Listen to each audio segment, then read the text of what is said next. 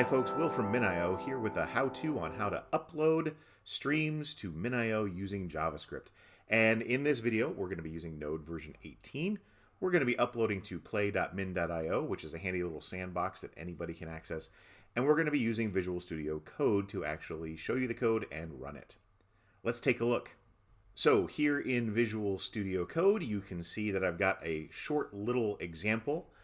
What we're going to be doing is we're going to connect to our play.minio environment with a method called playConnect that I've imported from my MinIO demo functions file. And the key method we're going to be using here is the putObject method. And this takes a bucket name and an object name, as usual. Our bucket name is JavaScript demo bucket, which is a bucket that I've already set up on play.min.io. It has versioning enabled, which will be interesting here in just a second. And then also I'm giving it an object name of hello object. The third field here where I've put in hello world exclamation mark, this can be a string, it can be a readable stream, or it can even be a buffer. I'm just doing a very simple string example here, but if I'm doing a readable stream, I can actually add in another field to this method, which would be the length of the stream. That is optional, I do not have to have it.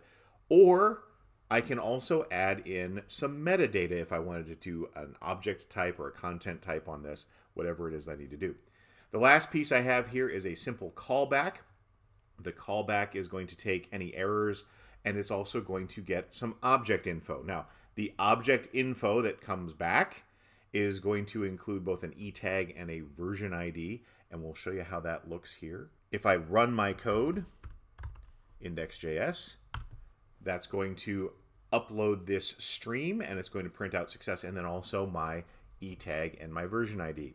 If I run this again, I get the same e-tag, but I get a slightly different version ID.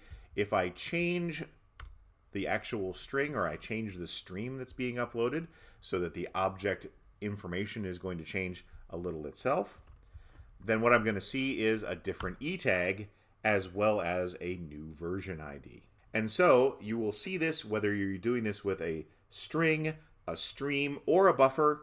This is going to work pretty much the same way. And I hope you've enjoyed this little demo of how you can upload a stream to MinIO using JavaScript. If you'd like to connect with us, you can use any of the methods you see here on the screen. You can also connect to us on Slack at minio.slack.com. And you're always welcome to leave a comment here on the video, and we will get back to you with a reply as soon as we can. Thanks, and I hope you've enjoyed the how-to, and we'll see you in the next one.